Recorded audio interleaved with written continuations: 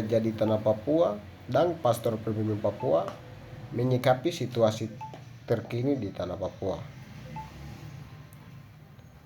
Pertemuan tersebut dilakukan di Aula Gereja Katolik Paroki Kristus Terang Dunia Waena, Kota Jayapura, Provinsi Papua, pada Senin tanggal 11 November 2024.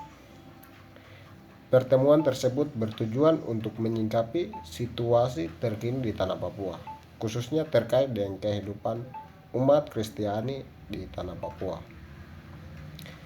Pendeta Beni Giai dalam sambutannya menyampaikan, saat ini kondisi masyarakat tanah Papua tidak baik-baik saja.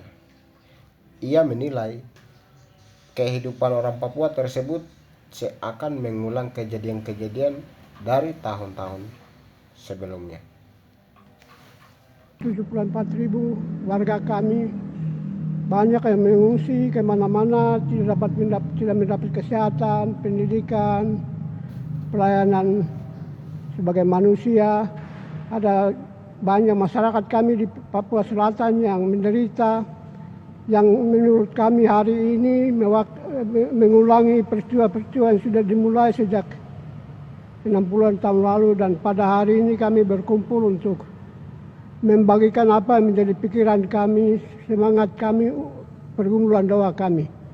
Dan untuk itu selanjutnya kami berikan kesempatan kepada Pastor John untuk membacakan kami punya pergumulan. Kepada Pak Pastor John, silakan. Terima kasih Bapak Beni, moderator Dewan Gereja Papua. Saya Pastor John Bunai, koordinator pastor-pastor pribumi. Kami punya pertemuan jumpa pers hari ini, temanya adalah 2000 eskapator datang dan sedang menghancurkan tanah adat dan menghancurkan tatanan hidup kami manusia Papua.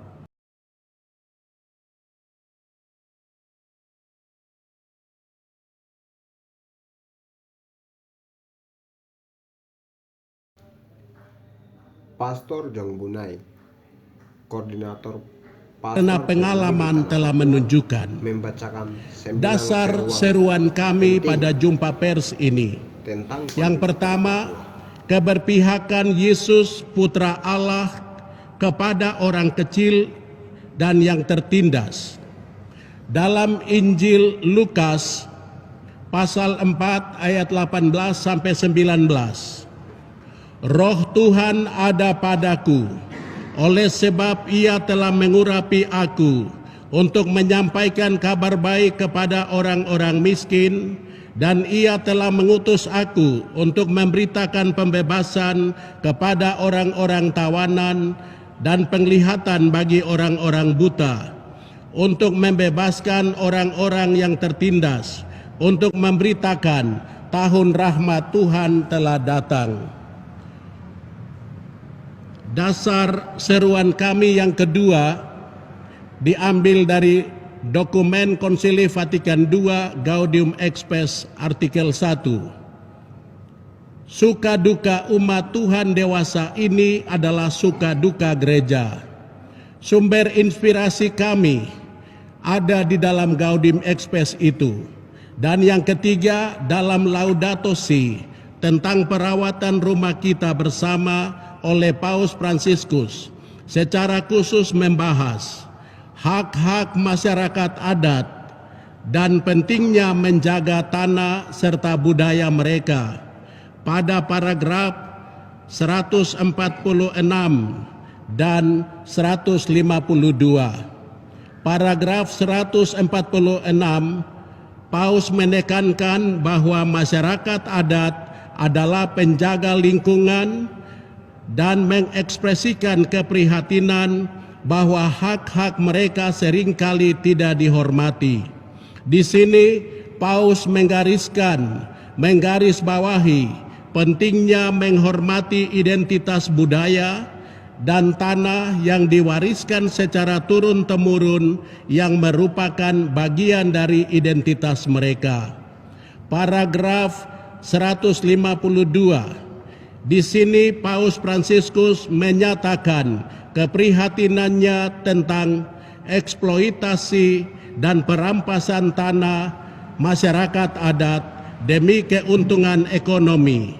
Dia juga menyebutkan pentingnya dialog yang mencakup menghormati kebijaksanaan masyarakat adat tentang lingkungan.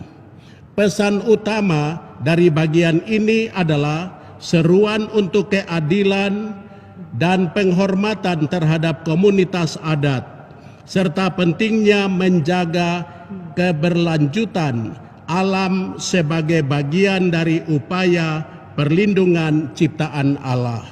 Seruan kami: pertama, kami mendukung sepenuh hati gerakan perlawanan masyarakat adat yang mempertahankan hak-hak atas tanah warisan leluhurnya, sebab itu adalah dapur, pasar, sumber penghasilan hidup mereka. Yang kedua, kami mohon kepada TNI, Polri untuk tidak menghadapi masyarakat adat dengan kekerasan, intimidasi, teror, dan menakut-nakuti mereka yang melakukan gerakan perlawanan damai demi mempertahankan tanah adatnya. Tiga, kami juga menolak dengan tegas rencana pemerintah untuk mendatangkan transmigrasi ke tanah Papua. Mengapa? Sebab provinsi kami sangat miskin, daerah konflik yang terlama, para pengungsi belum kembali ke kampungnya, banyak anak putus sekolah, banyak orang yang sakit, kami kesulitan lapangan kerja, banyak sarjana menganggur. Singkatnya, kami tidak membutuhkan transmigrasi. Mohon dievaluasi ulang rencana tersebut. Seruan kami yang keempat, kami minta dengan hormat kepada Presiden, pemerintah untuk menghentikan semua program yang hendak merusakkan ekosistem ruang hidup masyarakat adat Papua dan hak-hak hidupnya. Kelima, kami memohon kepada pemerintah atau Presiden untuk membuka ruang dialog dengan masyarakat Papua. Yang keenam, dengan tegas kami menyerukan bahwa tanah Papua bukan tanah kosong. Saya ulang, dengan tegas kami menyerukan bahwa tanah Papua bukan tanah kosong. Kami adalah ahli warisnya. Tanah Papua adalah tanah milik orang asli Papua. Leluhur, orang tua, kakak adik kami ada hidup, berkebun, berburu di gunung-gunung, di rawa-rawa, di pesisir. Leluhur telah membagi tanah kami ke dalam 7 wilayah adat, yakni Lapago, Mepago, Haanim, Bomberai, Domberai, Saireri, dan Mamta. Jadi, jangan kapling membagi tanah kami seakan-akan tanah yang tak bertuan. 7. Kami minta kepada pemerintah untuk tidak memakai para tokoh atau pimpinan gereja atau pimpinan daerah tertentu yang atas nama orang Papua atau karena dibayar atau dijanjikan jabatan tertentu dalam merencanakan untuk menyerobot tanah leluhur marga atau klan suku tertentu dan diserahkan kepada investor tanpa berbicara atau berdialog lebih dulu dengan pemilik hak ulayat. Yang kedelapan, Dewan Gereja Papua dan Pastor Pribumi mempertanyakan kepada DPRP Provinsi, DPR RI, dan utusan-utusan Papua, apa yang sedang saudara-saudara lakukan dalam menghadapi mega proyek yang menurut kami akan menghancurkan ruang hidup dan keanekaragaman hayati orang atau umat Tuhan di tanah Papua. Kesembilan, kami prihatin melihat keadaan hidup umat Tuhan di atas tanah Papua dewasa ini, maka kami mendesak dan meminta kepada koalisi MRPC Tanah Papua dan Dewan Adat untuk segera mengadakan musyawarah besar MUBES yang melibatkan seluruh rakyat Papua dari 7 wilayah adat, agar dalam MUBES tersebut masyarakat atau orang asli Papua secara bermartabat dapat duduk bersama, berbicara bersama, merumuskan bersama, dan mengambil sikap bersama mengenai hak-hak mendasar hidup manusia dan alam semesta, demi memajukan orang asli Papua di tanah leluhurnya, supaya kami tidak susah ke depan atau kami tidak punah.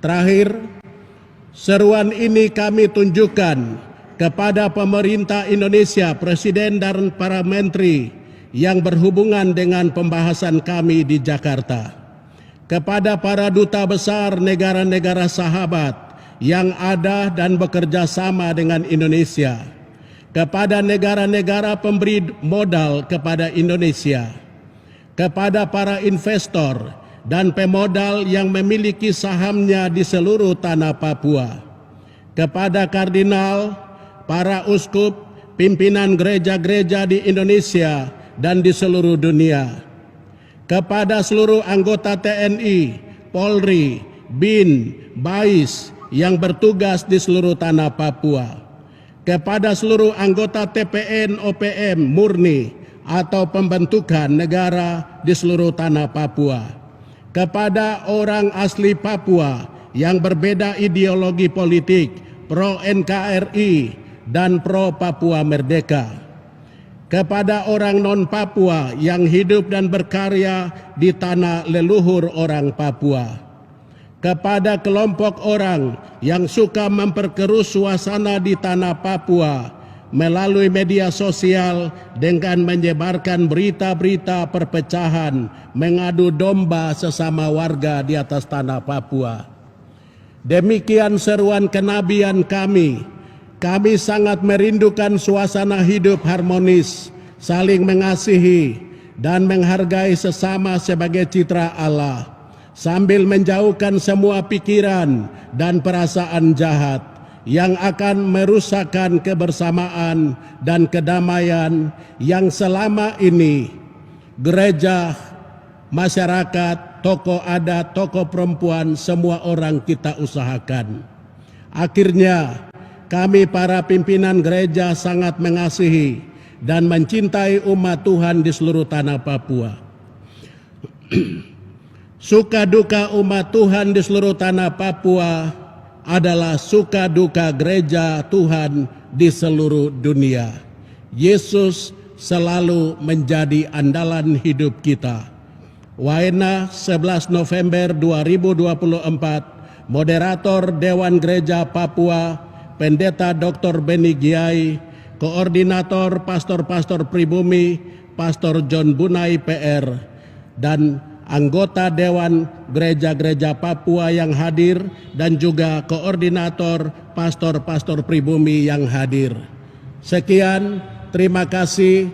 Mari kita buat sesuatu yang baik hari ini untuk kemuliaan bagi Allah. Shalom, Tuhan Yesus berkati.